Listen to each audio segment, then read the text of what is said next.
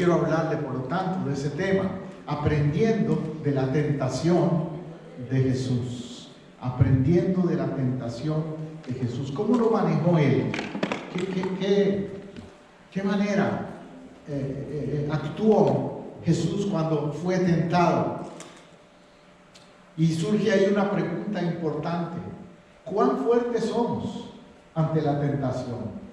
¿Somos de buena resistencia o somos débiles ante la tentación?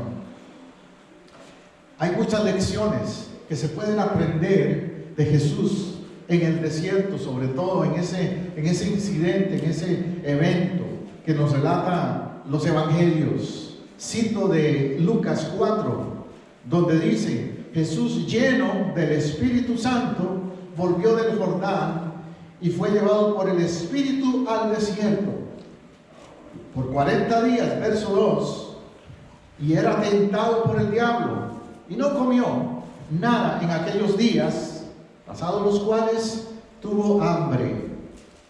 Lucas dice que él estaba primeramente lleno del Espíritu Santo. ¿Cuántos entienden en este día que la victoria sobre la tentación depende de la llenura del Espíritu Santo? Amén. De verdad que sin esa ayuda del Espíritu Santo, sin esa fortaleza del Espíritu Santo, sin esa unción del Espíritu Santo, jamás vamos a vencer ninguna tentación. Y dice que él volvió del Jordán. ¿Qué había pasado en el Jordán? ¿Recuerdan? Se bautizó, fue su bautismo. Inmediatamente después del bautismo, entonces, es que sucede esto. Fue llevado por el Espíritu al desierto. Y voy a dedicarle un poquito de atención a esos aspectos claves: la llenura del Espíritu Santo, el bautismo en agua y la actuación de Dios, cómo Dios también estuvo envuelto, el Padre, en ese evento de Jesús como hijo. Luego el verso 2 también habla de 40 días. Ya les mencioné que 40 días es un término o un número simbólico en la Biblia. 40 días sucede varias veces en la Biblia, en muchas ocasiones. O 40 años también, o 400 años. De manera que el 4, el 40, el 400 es un número simbólico. Tiene que ver con periodos donde Dios actúa para probar. Israel estuvo en el desierto. ¿Cuánto tiempo? También relacionado con 40, ¿verdad? Jesús en el desierto, igual 40 días. Y en ese tiempo él dice que no comió nada y tuvo hambre. ¿Quién no va a tener hambre después de 40 días, verdad? De no comer. Se sabe que hay personas que han tratado de hacer lo que hizo Jesús, y algunos se han muerto cuando han tratado de hacer 40 días y 40 noches de ayuno total. El ser humano puede vivir cierto tiempo, hasta 3, 4 días, una semana sin comer, y lo pasa bien. Pero ya cuando pasa una semana, el cuerpo empieza a debilitarse, a deshidratarse, y si no tiene líquidos, peor todavía. Empiezan a haber cambios físicos, hay cambios hasta en el humor. No sé cuántos de ustedes, cuando han hecho ayuno, les ha pasado eso, que hasta se sienten como de mal humor. Físicamente, emocionalmente, psicológicamente, hay muchos cambios cuando alguien hace un ayuno, o cuando alguien tiene hambre. Nos ponemos, como dicen, grumpy, dicen en inglés, grumpy, cuando tenemos hambre.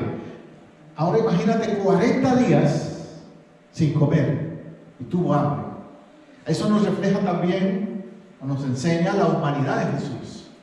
Que algunas veces nos olvidamos de que Jesús era tan humano como tú y yo, y que eso de tener hambre era una evidencia de su humanidad. Volviendo al texto en sí, analizando algunos aspectos, Les dije que iba a hablarles de, por ejemplo, de la actuación del Espíritu Santo en este tiempo de tentación de Jesús. El verso dice que Él fue llevado al desierto por el Espíritu. El verso anterior de Lucas lo menciona. Fue llevado por el Espíritu Santo. Alguien me ha preguntado, pero ¿cómo es eso, pastor? ¿El Espíritu Santo de Dios lo tentó a Jesús? No, lea bien. Ahí no dice que el Espíritu Santo lo tentó a Jesús. Ahí dice que el Espíritu Santo lo llevó al desierto. Eso indica simplemente que el Espíritu Santo o Dios puede permitir que pasemos desiertos. Él no es el que nos va a tentar, pero puede permitir que pasemos desiertos. Recuerden que los desiertos tienen un simbolismo en la Biblia, tienen que ver con tiempos difíciles, procesos. Y a veces uno se pregunta, pero si soy hija de Dios, si soy un hijo de Dios, ¿por qué me está pasando esta situación de salud? O finanzas, o relaciones familiares. ¿Qué está pasando, Dios? ¿No estás conmigo? ¿Qué pasó? Hay desiertos, tiempos difíciles. Y el Espíritu de Dios no te va a abandonar en el desierto. Va a permitir que llegues al desierto, pero no te va a abandonar en el desierto. El texto no dice que el Espíritu Santo abandonó a Jesús en el desierto. Simplemente que permitió que le llevara el enemigo a ese tiempo en el desierto. El Espíritu Santo no puede tentarnos. Dios no tienta a nadie, pero sí puede permitir que venga esa prueba, como Job, ¿verdad? Job inclusive le pidió permiso, el diablo, quiero decir, le pidió permiso a Dios de tentar a Job, porque no podía hacerlo inclusive si Dios no le daba el permiso, porque Dios sabe hasta dónde y con quiénes también el enemigo puede hacer cosas. Con Jesús era necesario, porque Él tenía que tener carácter y demostrar que podía ser el Mesías, el Salvador, y por eso tenía que pasar por esa prueba. Es como los que van al ejército, se enrolan, van a reclutarse muchos jóvenes al ejército, pero pregúntese, ¿son aceptados todos? Los mandan a un bootcamp que llaman, ¿verdad? Algunos jóvenes de nuestra iglesia han estado en eso.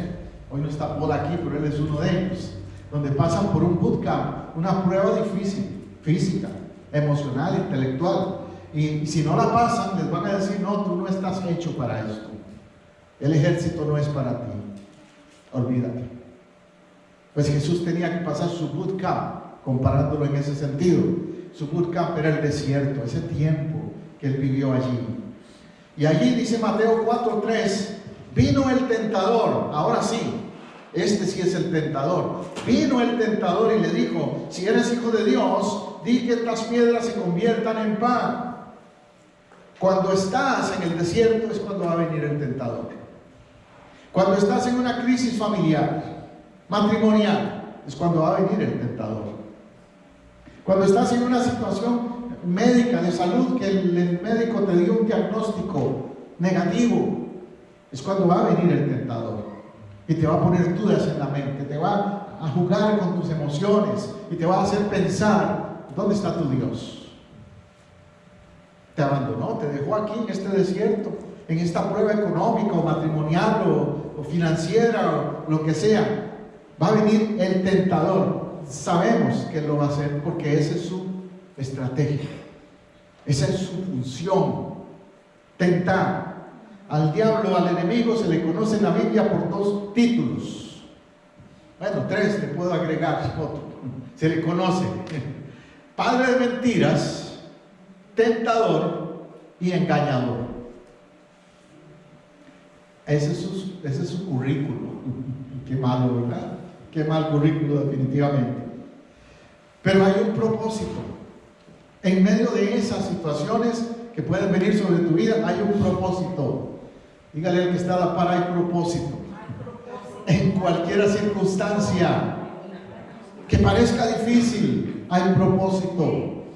Lucas dice que Cristo, tras resucitar, se presentó vivo con muchas pruebas indubitables, apareciéndoseles durante 40 días y hablando del reino de Dios. ¿Cuál era el propósito? para Jesús de haber pasado ese desierto y esos 40 días, salir victorioso de la tumba, salir victorioso. Por eso estamos anticipando la Semana Santa al hablar de este tema, porque estamos viendo el antes y viendo el después. Tú no vas a salir victorioso a menos que pases los 40 días, es decir, a menos que sobrevivas la prueba difícil que puede venir sobre ti. No puedes esperar ser un victorioso como Jesús, que después se apareció, se presentó vivo ante sus discípulos, demostrándoles: no fui derrotado, la cruz no fue el final, la cruz no acabó con todo, hubo un propósito en esa situación, en esas circunstancias. Él fue tentado pero venció, fue tentado pero venció. Tú puedes decir lo mismo, mi hermano. Puedes recordar ahora momentos en tu vida donde fuiste tentado, pero puedes decir: vencí. Yo creo que sí, si no, no estuvieras aquí. Cuando tal vez dijiste: no, ya tiro la toalla, estuve a punto, pastor, de rendirme con mi situación, de no volver a la iglesia, de abandonar las cosas de Dios, de dejar mi familia o de rendirme con mi vida espiritual, pero pastor, yo me levanté con la ayuda de Dios, pude ser vencedor. ¿Lo has pasado? Puedes mirar atrás en tu película de vida y decir: fui tentado pero salí vencedor. Y podemos mencionar momentos específicos, ¿verdad? Fui tentado hasta suicidarme, algunos dirían. Fui tentado a coger dinero que no era mío, pero no lo hice. Fui tentado a salir con una persona que no era mi esposa o mi esposo, pero no lo hice. Fui tentado a hacer, les digo, la lista. Hay muchas cosas. Fui tentado, los jóvenes que están aquí, fui tentado a copiar el examen del colegio, pero no lo hice. ¿Verdad que no, jóvenes? Hay tantas cosas, pequeñas o grandes, que pueden venir a la vida como tentación. Y podemos decir: no lo hice. Fui tentado a responderle con una cachetada, pero no lo hice. O un puñetazo. Fui tentado a tantas cosas que fuimos tal vez tentados en ese proceso, en el desierto, pero no lo hice. La tentación tiene patrones de conducta o cosas muy típicas que suceden cuando hay tentación. En el caso de Jesús, la tentación de Jesús sigue 3 patrones. Se notan 3 aspectos bien concretos en que fue tentado y se aplican a nosotros. Eso es lo interesante, que se aplican a nosotros. La primera tentación tiene que ver con los deseos de la carne, porque le ofrece ¿qué? Pan, que las piedras se conviertan en pan. ¿Y qué es un deseo de la carne? Comer, ¿verdad? Si hay algo que nos encanta es comer. Es difícil cuando nos ponen esa tentación, pero no solo es el pan. Los deseos de la carne es todo aquel apetito atractivo a la parte física nuestra. Ahí incluye, tal vez para algunos, no digo todos, pero para algunos puede incluir alcohol, puede incluir drogas, porque eso satisface físicamente, es una adicción física, psicológica y emocional. Eso puede incluir sexo, no el sexo correcto, el sexo sano que se da en el plan de Dios en el matrimonio, pero el sexo fuera del matrimonio, la fornicación o el adulterio, la pornografía, la promiscuidad sexual, las relaciones con personas del mismo sexo, homosexualismo, lesbianismo y todo ese tipo de conductas sexuales fuera del plan de Dios. Los deseos de la carne, entonces. Los deseos físicos. Cada quien tiene sus áreas débiles, ¿verdad? A veces usted ha oído decir a alguien: no me toques ese botón, no empujes ese botón. Tal vez se refieren al carácter, al temperamento. No me empujes ese botón porque tú no me conoces. Bueno, hay áreas débiles, sí, a la tentación. Nuestro Señor en ese momento, la tentación para Él era hambre. Estaba hambriento, no había comido. y el diablo lo tentó a convertir las piedras en panes. Él respondió citando la palabra de Dios, él respondió citando Deuteronomio 8:3. La segunda tentación fue concerniente al orgullo o a la vanagloria de la vida, cuando le ofrece los reinos, le ofrece poder. Eso es la vanagloria. Eso es otra área débil en nuestra vida, a veces, la vanagloria. Cuando alguien nos ofrece posición y bueno, a nivel, tal vez no estamos hablando de ser gobernantes, pero por ejemplo, usted en su trabajo, puede ser que en su empresa le ofrezcan una promoción, una posición en su trabajo, y que de pronto usted dice, no, ya ahora ya soy supervisor, o soy gerente, manager, y ahora pues yo no tengo que rodearme con ciertas personas, ya que no me hablen ciertas personas, porque yo soy a otro nivel ahora. ¿Han conocido gente así? Sí, puede pasar. Que se le sube a la cabeza la posición nueva que tienen. Ya sea en un deporte, alguien que de pronto empieza a sobresalir en el deporte, o en la empresa, en el negocio, en una profesión, y se le vuelve una actitud de vanagloria. El diablo ahí trató de usar eso contra Jesús cuando le dijo, te ofrezco los reinos de este mundo. Como que si Jesús no entendiera su estrategia y que los reinos en realidad no le pertenecían a Satanás. Él estaba ofreciendo lo que ni siquiera tenía, imagínate. Pero así es el enemigo, trata de manipular. De nuevo el Señor le responde con la escritura opuesta, Deuteronomio 6:16. Declarando que sería un error que él abusara de sus propios poderes. Al Señor tu Dios adorarás y a Él solo servirás. Fue la respuesta. En las 3 ocasiones en que Satanás tentó a Jesús, en las 3 ocasiones Jesús respondió con la palabra. ¿Se da cuenta entonces de lo importante que es para un cristiano conocer la palabra? Si usted no conoce la palabra, usted está indefenso. Usted no puede decirle a Satanás, mira Satanás, en alguna parte en la Biblia yo he leído, ayúdate que yo te ayudaré. Se va a reír en tu cara. Porque ni siquiera está en la Biblia. Eso es un dicho popular. Él se va a reír. Este ni conoce ni la Biblia, no sabe dónde está parado, no sabe nada.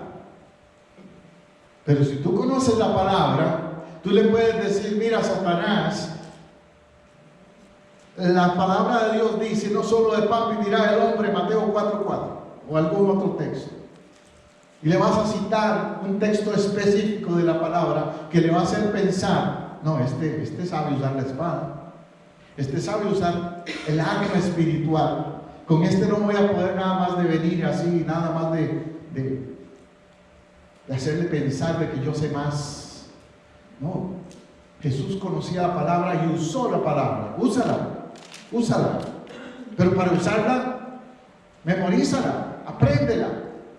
¿Se acuerdan cuando un tiempito atrás hicimos un Biblia Trivia aquí? Y ahí usted se dio cuenta de que algunos estaban bien afilados, pero que algunos otros estaban muy herrumbrados también respecto al conocimiento de la palabra. El Señor respondió con la escritura. Al diablo no le asusta otra cosa. El diablo no le asusta tus títulos, que seas ni siquiera el mío, por ejemplo, como pastor. Al diablo no le asusta eso. Al diablo le asusta que yo sea, además de pastor, un hombre temeroso de Dios y que conoce la palabra, que no solamente es algo intelectual. ¿Ves? Eso es la realidad. La tercera tentación es con respecto a los deseos de los ojos. Mateo 4:8-10. Estamos leyendo Mateo 4 como el contexto, la base de este sermón. Y ahí dice que le tienta con los deseos de los ojos. Si hubiera una ruta rápida por la cual el Mesías pudiera cumplir su misión evitando la pasión y la crucifixión, sería esa. Pero no la tomó tampoco, la ruta rápida. Él le dice, mira, Los lleva al pináculo del templo y le dice, mira. ¿Qué le dice? Mira. Es que Satanás sabe que si hay un vehículo de entrada para la tentación, son los ojos, la vista. Bueno, cuando usted está ayunando, por ejemplo, si usted mira en la televisión o en su casa, ve a alguien cocinando, mira a alguien que está haciendo ahí unos taquitos de carnitas. Usted los mira y usted está en ayuno.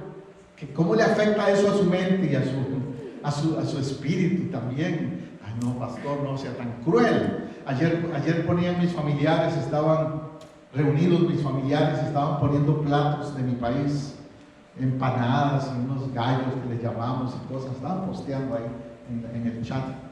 Y yo les decía, no sean tan crueles, no pongan esas cosas ahí. ¿Por qué? Porque a mis ojos era una tentación. Pero también, estoy hablando de comida que usted dirá, pastor, cualquiera le pasa. Pero ¿cuáles son las áreas que el enemigo usa a tus ojos, que afecta tu mirada? Bueno, se cree o se piensa que los hombres somos más atraídos por la vista en lo sexual. Pero créame que eso va para los dos lados, no solo los hombres. Sin embargo, se ha dicho que los hombres somos más atraídos por la parte física en cuanto a la sexualidad. Entonces, si es así, los hombres tenemos que tener mucho cuidado con dónde van nuestros ojos, dónde se ubican nuestros ojos en cuanto a la sexualidad, ¿cierto? Y eso puede pasar en todo lado, hasta en la iglesia. Yo he sabido, me han dicho, pastor, mire, una vez fui al culto, fui al templo y enfrente mío había una hermanita que yo no sé cómo se metió ese pantalón ella. Y todavía se ponía a danzar. Yo, pastor, tuve que cambiarme de asiento mejor. Sí, mejor cámbiate de asiento. Sí, eso es un caso, ¿verdad? Pero eso, pues, no todas las personas que vienen a la iglesia o al templo ya han tenido una transformación y un cambio en lo que es su manera de vestir. Y a veces puede venir alguna dama o alguna mujer a la iglesia vestida no muy apropiadamente, ¿cierto? Puede pasar. Y si usted es un hombre que su área débil tiene que ver con eso, va a ser una batalla y mejor muévase de asiento. ¿Me está siguiendo? Y no solo en el templo, en la calle, en todo lugar, por supuesto, puede pasar. En el caso de las mujeres, algunas pueden tener esa área débil también, porque sabemos que eso sucede hoy día, no solo los hombres. Sin embargo, hay otras áreas que las mujeres se les conoce como más fuerte la tentación en el área de los ojos. ¿Cuál es una de ellas? Comprar, ¿verdad? Dicen que las mujeres compran con la vista. Pasan por el mall o cualquier tienda y ya todo lo que ven ahí lo quieren comprar. Entonces, usted tiene que tener cuidado con eso también. No porque comprar en sí algo bonito sea pecado, sino porque puede pasársele del límite que puede comprar y entonces sí le va a traer problemas en las finanzas y sí le va a traer problemas en su relación con su pareja, porque le va a reclamar y van a haber discusiones y cosas con relación a que usted no supo controlar ¿qué? Sus ojos cuando vio las tiendas. Bueno, un ejemplo simplemente. El punto es que los ojos son una área donde tenemos que cuidarnos. Y sucede tanto a hombres como a mujeres. Y sucede en la calle o sucede en la televisión o con la tecnología hoy día, al menos los aparatitos estos que andamos todos por ahí, los celulares, la computadora y todo eso, tenemos que cuidarnos. ¿En qué estamos poniendo nuestra mirada? La palabra de Dios dice que pongamos nuestra mirada en Él y en las cosas de Él y en las cosas celestiales. Entonces, a veces cuando estamos con el celular o mirando la televisión, tenemos que preguntarnos, ¿eso que estoy viendo edifica mi vida? ¿Edifica mi mente? ¿Edifica mi corazón? ¿O me desvía del propósito de Dios? o me debilita en mi vida espiritual? Tengo que preguntarme eso. El diablo tenía control de los reinos del mundo. Control, nada más. El diablo tiene temporalmente control de muchas cosas, pero no es el dueño. El diablo no es dueño de nada, pues usted no lo sabía. Aleluya. Él nada más se le ha permitido temporalmente tener control de algunas cosas. Sin embargo, él trata de venderle la idea a la gente de que él es el dueño de algunas cosas, especialmente el dueño del mundo. No, nada le pertenece a él. Yo por eso contradigo lo que he escuchado a algunos de decir, que le voy a arrebatar al diablo tal cosa. Tú no tienes que arrebatarle nada, porque nada, él no tiene nada que sea tuyo. Nada le pertenece. Lo que sí necesitas hacer es afirmar lo que es tuyo y no dejarte convencer por nadie ni por él de que él tiene esas cosas. Tus hijos no son del diablo. Tus hijos son del Señor. Tu esposa es del Señor. Tu esposo es del Señor. Tus finanzas son del Señor. Tu vida es del Señor. Le pertenece al Señor. Todo le pertenece a Él, al Señor. Y tú y yo lo administramos. El diablo trata de hacer que robar. Porque es que la Biblia le llama ladrón. Precisamente le llama ladrón. Jesús lo llama ladrón porque él roba. El que roba es que coge algo que no le pertenece. Por eso le afirmo, a él nada le pertenece. Si le perteneciera no sería ladrón. Pero precisamente porque no le pertenece, ni tus hijos, ni tus finanzas, ni tu vida, ni tu casa, es que lo roba. Porque no le pertenece. Entonces la advertencia de Juan es muy importante. Mira lo que dice el apóstol Juan. Primera de Juan 2:16. Porque todo lo que hay en el mundo, los deseos de la carne, los deseos de los ojos y la vanagloria de la vida. ¿Cuántas cosas menciona Juan? 3. ¿Cuántas tentaciones propuso Satanás a Jesús? 3. Y las mismas que Juan menciona ahí.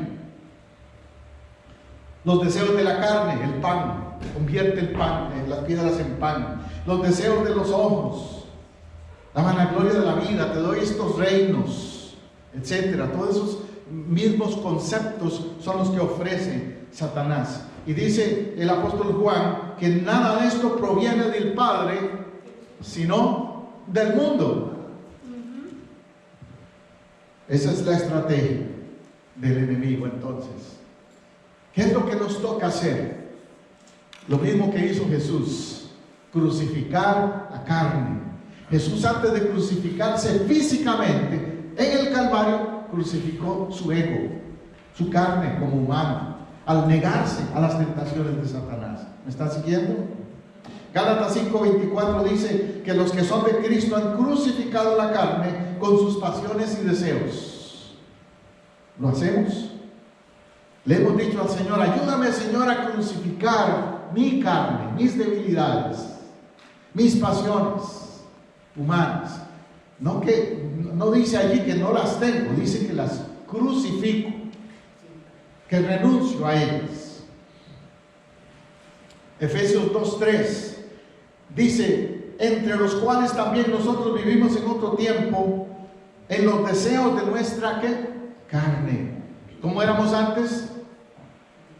Haciendo la voluntad de la carne y de los pensamientos, y éramos por naturaleza hijos de ira, lo mismo que los demás. O sea, en el pasado, antes de ser un hijo, una hija de Dios, usted y yo vivíamos haciendo lo que nos daba la gana. Y por eso es que muchas personas, cuando tú les hablas de Cristo, evaden esa invitación, porque saben que si aceptan a Cristo, lo que van a tener que hacer es rendir su carne a Dios. Y no quieren eso.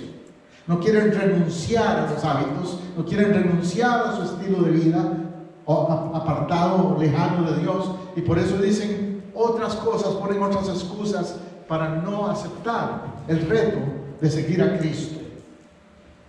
Y así éramos tú y yo antes. Dice que por naturaleza éramos así, hijos de ira, lo mismo que los demás. Wow, qué tremendo.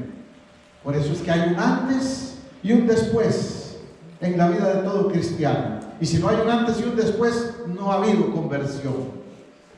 La conversión es precisamente eso, que hay un antes y un después, un momento en tu vida en que tú dices, hasta aquí, basta ya, corto con esas cosas que no agradan a Dios, y decido entrar a una relación totalmente diferente ahora con Dios. Un basta ya es necesario en la vida de nosotros también.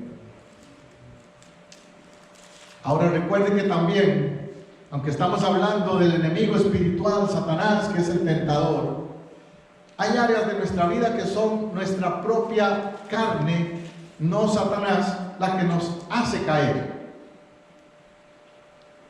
Dice Santiago 1, 14 al 16, sino que cada uno es tentado cuando de su propia concupiscencia es atraído y seducido.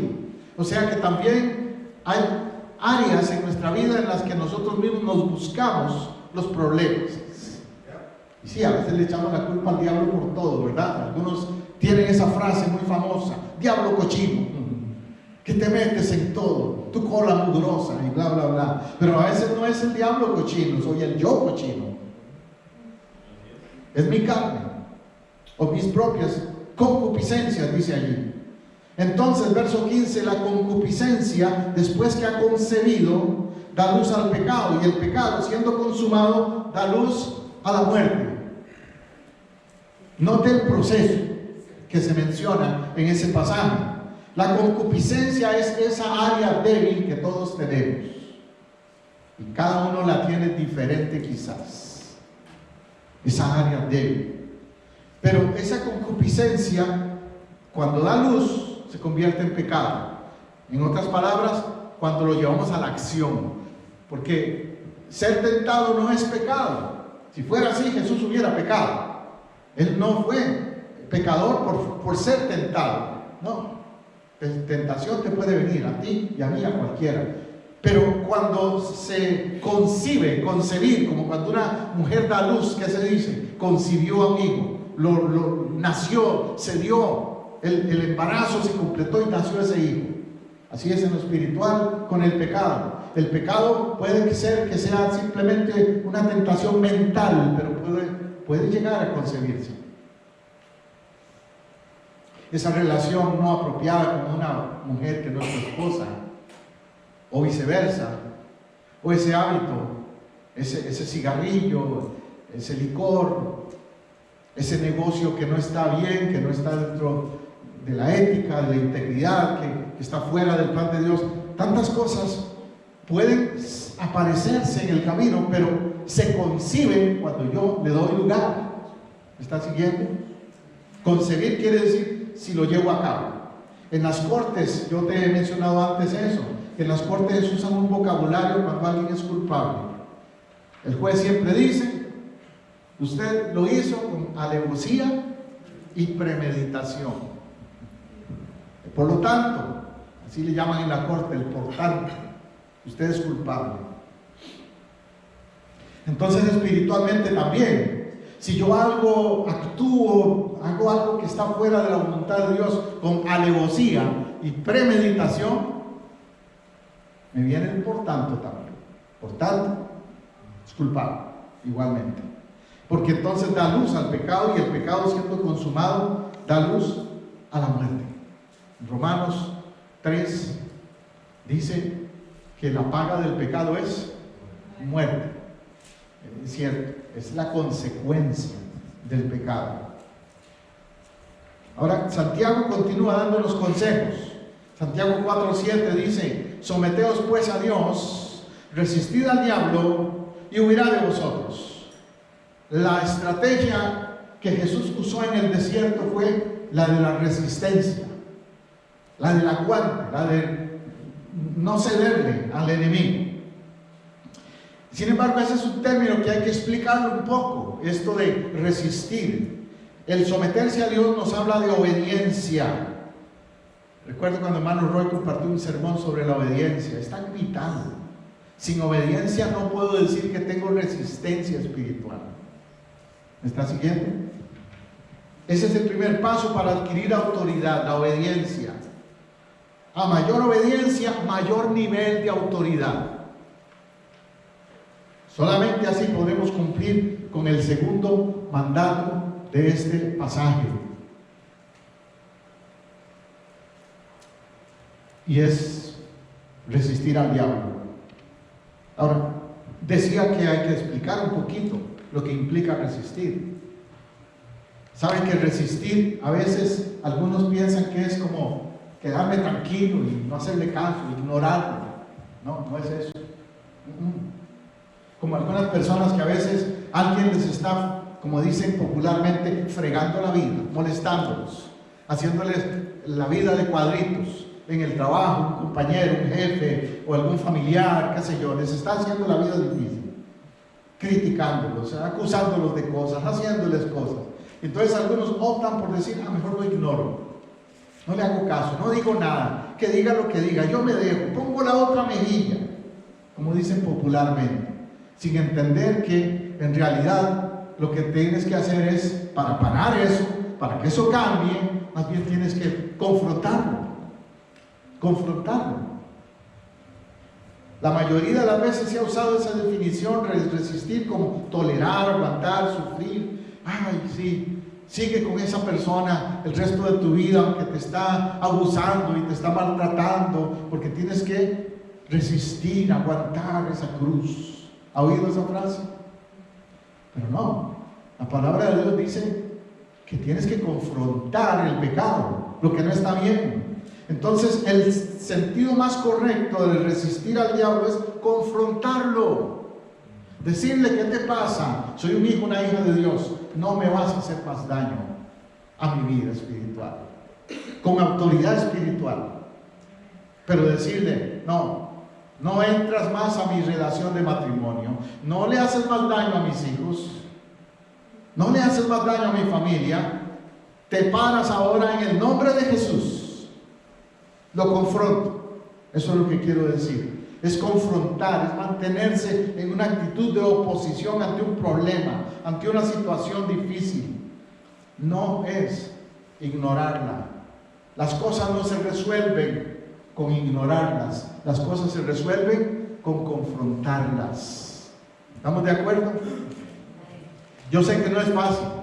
Y a veces algunos de nosotros como cristianos nos han enseñado un poquito mal interpretado el concepto de poner la otra mejilla, ¿verdad?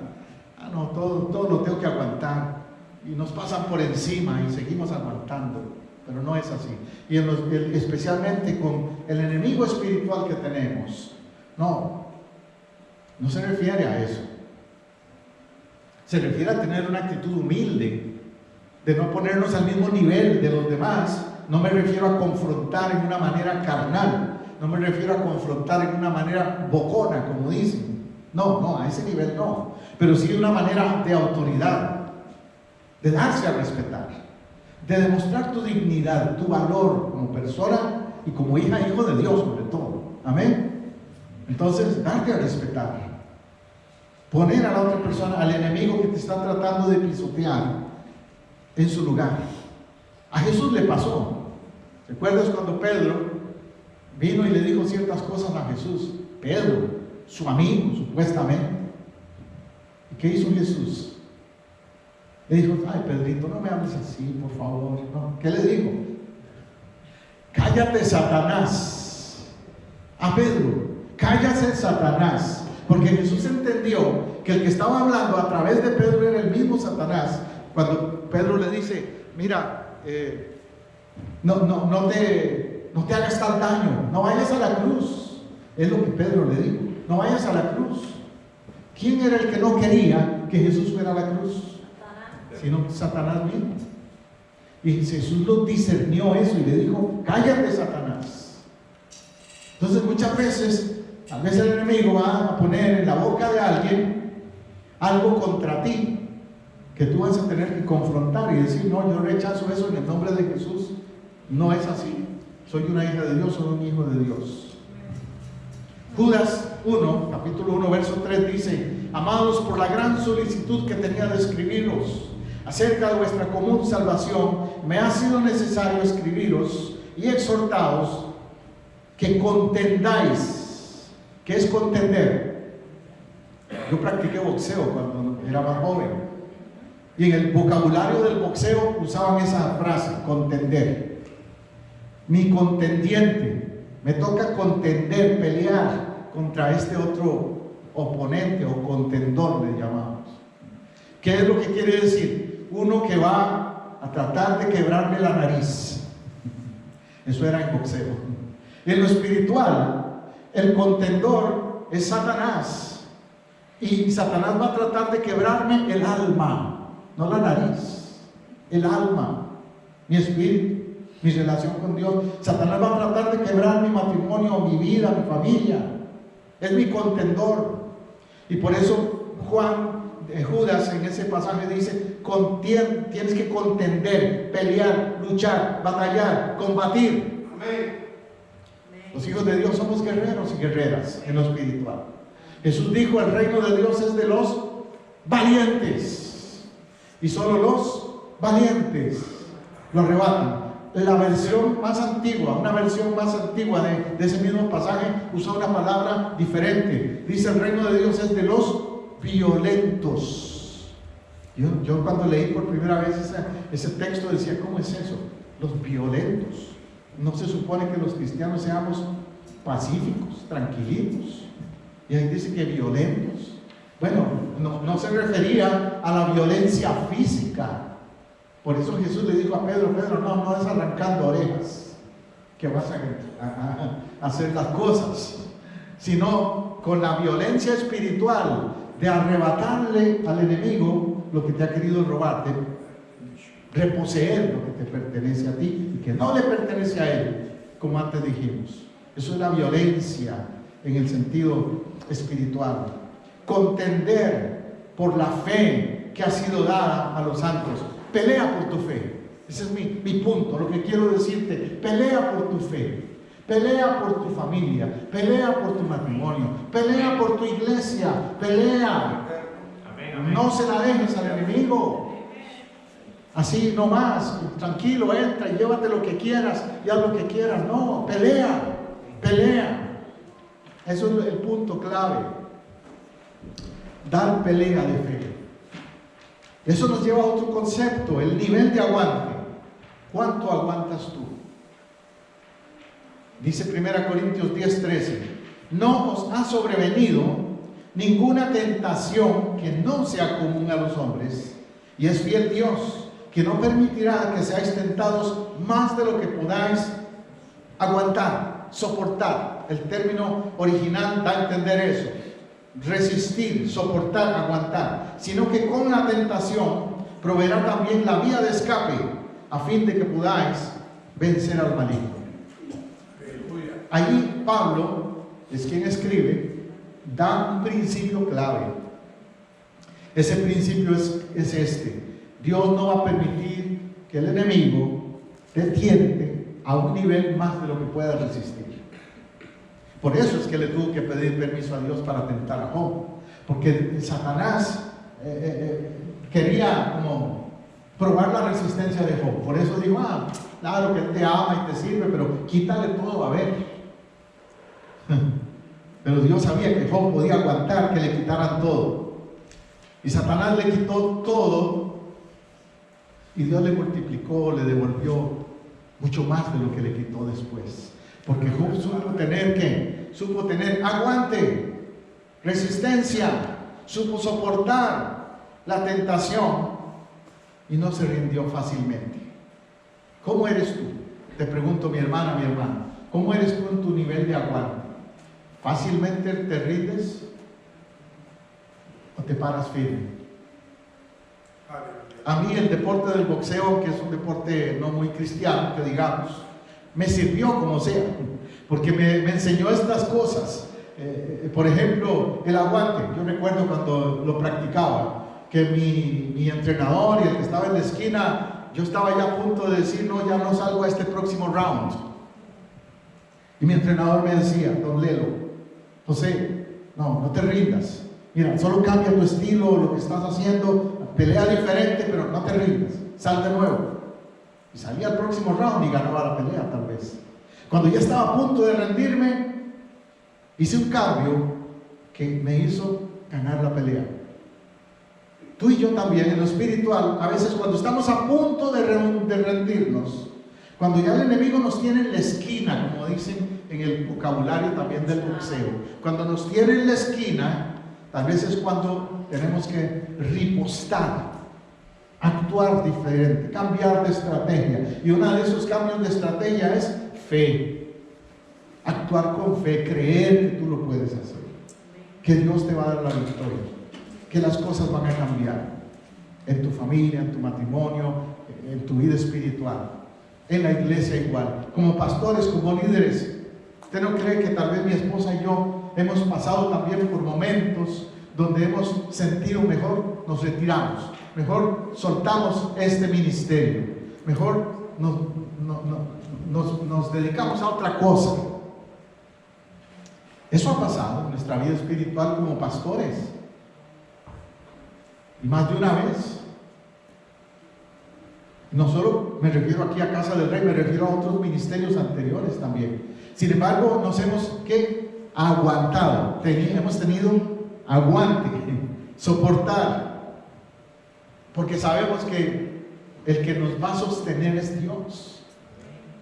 Y hemos visto cómo después de aguantar, de sostenernos firmes, vinieron tiempos mejores,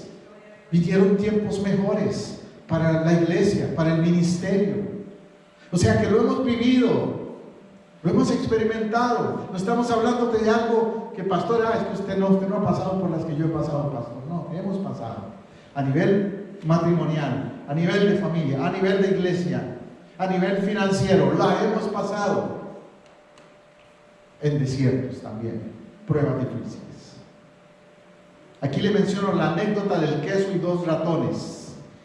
¿A qué me refiero? Que la vida espiritual a veces es como cuando le haces una trampa a los ratones y les pones queso.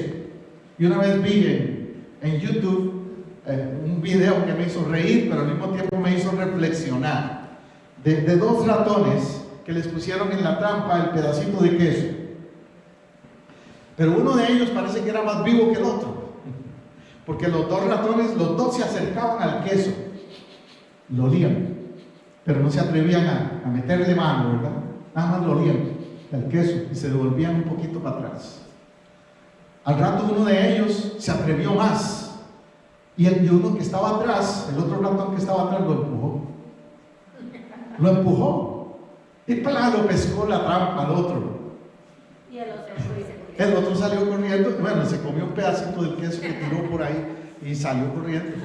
Y digo yo, wow, qué tremendo, qué lección. Primero, los 2 tenían la misma tentación, ¿sí o no? Sí. Igual. ¿Los 2 manejaron la tentación igual? No. Uno de ellos fue más astuto que el otro. Lamentablemente, uno empujó al otro. A veces eso me hace pensar que en la vida espiritual también, o en la vida diaria, puede haber personas que te empujen a hacer cosas que no están bien delante de Dios, y ellos salen libres. Por ejemplo, un caso que conocí una vez con un joven que le estaban metiendo drogas, y él no quería usar drogas. Pero un día, en la escuela, en el colegio, le metieron en el maletín, en el backpack, le metieron un paquete de drogas. Uno de los que las usaba se la puso ahí, porque ya lo iban a agarrar. Entonces, cuando sabía que iban a registrar el locker, que le llaman, ¿no?, donde tienen guardados todos los backpacks, él le cambió el paquete al otro.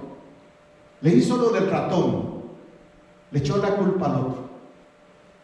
Qué tremendo. Así es el enemigo. Él trata de meterte lo que no te pertenece y causarte daño. Esa anécdota del queso y los 2 ratones es muy instructiva para nosotros en nuestra vida espiritual también. Cada uno, como digo, tiene sus áreas débiles. Cada uno tiene su tentación. Dice Santiago 1, 14 al 16: cada uno es tentado cuando de su propia concupiscencia es atraído y seducido. Ya citamos ese pasaje. Entonces, es una realidad de que yo tengo que autoexaminarme también y preguntarme, ¿cuál es mi área de concupiscencia? Si no ha oído esa frase antes, hoy la aprendió. Concupiscencia quiere decir una debilidad interior, simplemente.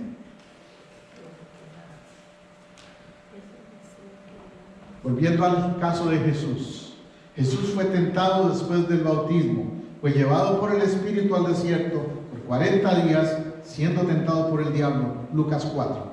Las 3 tentaciones en el desierto fueron un intento de seducir la lealtad de Jesús a Dios y rendirla a Satanás.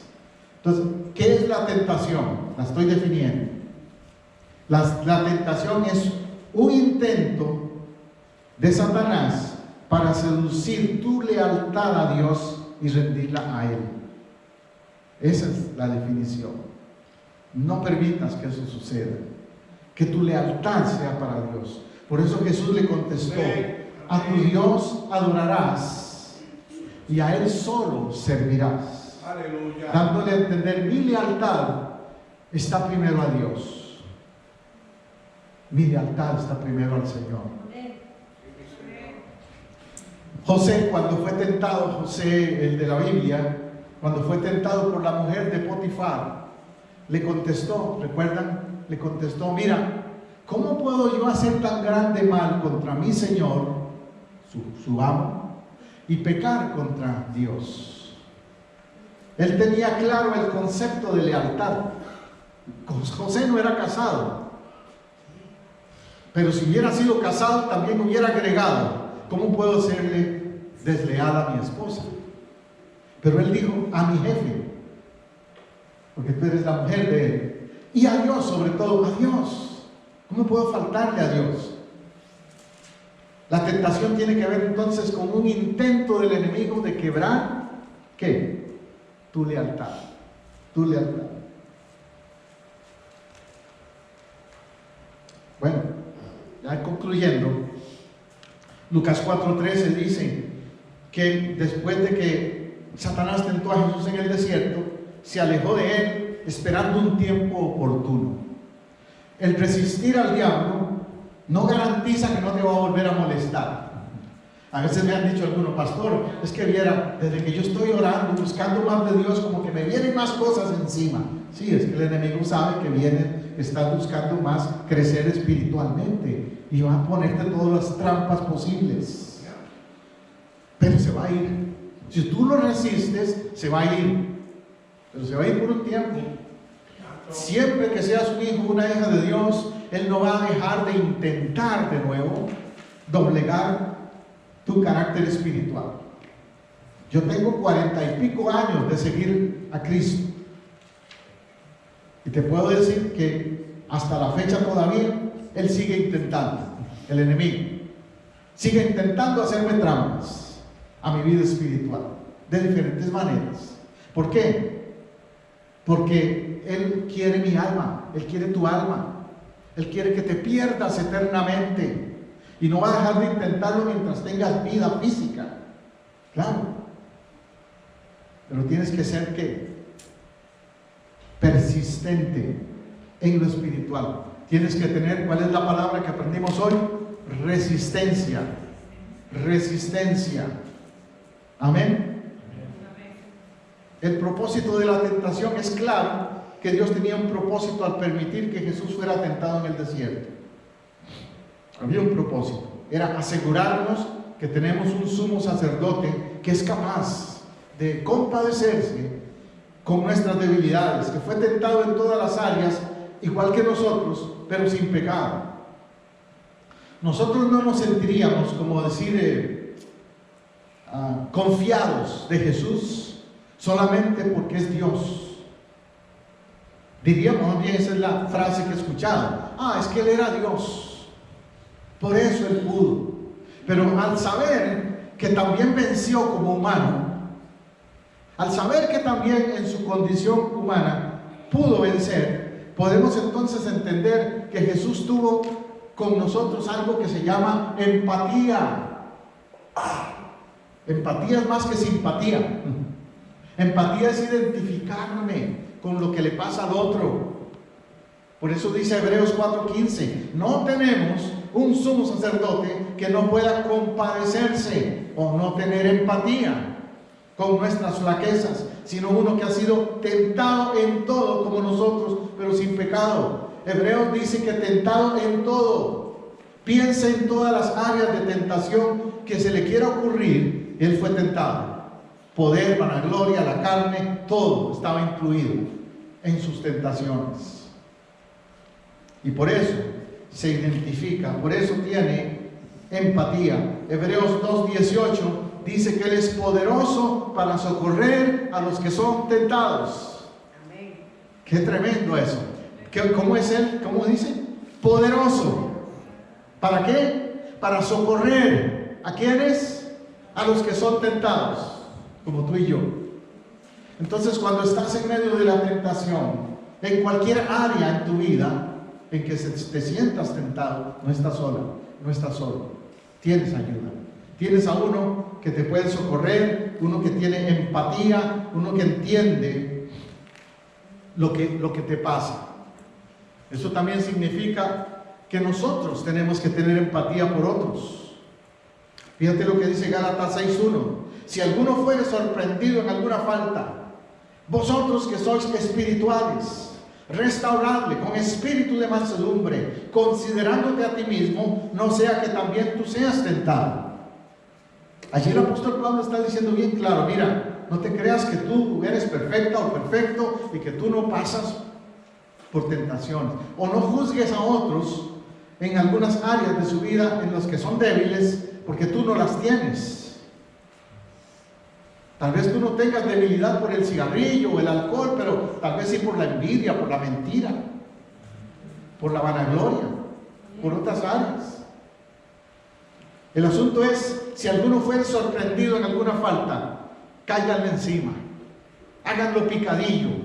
Si supimos que alguien falló, pecó, pastor, échelo de la iglesia, excomúlguelo, como dicen popularmente. Bueno, esa es la actitud carnal. Pero no, Pablo dice lo contrario. Pablo dice, si alguno es sorprendido en alguna falta, ustedes que son espirituales, claro, eso es lo importante, que sean espirituales. Los carnales son los que hacen leña del árbol caído. Pero si eres espiritual, vas a hacer ¿qué? Restaurar, ayudarle a levantarse de nuevo, con espíritu de mansedumbre, considerándote a ti mismo, diciéndote a ti mismo: wow, me podría pasar a mí, le podría pasar a mi familia. ¿Cuántas veces hemos juzgado, criticado, hablado mal, por ejemplo, de un matrimonio donde los hijos adolescentes se desvían, se echan al mundo? Y tal vez usted tiene niños pequeños ahora, pero usted no sabe qué va a pasar cuando sean adolescentes. No les caiga a machetazos diciendo: pastor, esa familia andan mal, no deberían de estar en la iglesia, porque mire a los hijos. Usted no sabe qué va a pasar con sus niños cuando sean adolescentes. Considerándote a ti mismo, no sea que también tú seas tentado. La tentación está ahí. La tentación es inevitable. Jesús lo sabía, y por eso aceptó el bootcamp del desierto. Tú y yo no huyamos a la prueba, pero aprendamos a enfrentarla. Recuerde que hoy le hablé de no ignorarla, confrontarla, la situación, la tentación, lo que sea que venga a nuestra vida. Vamos a orar.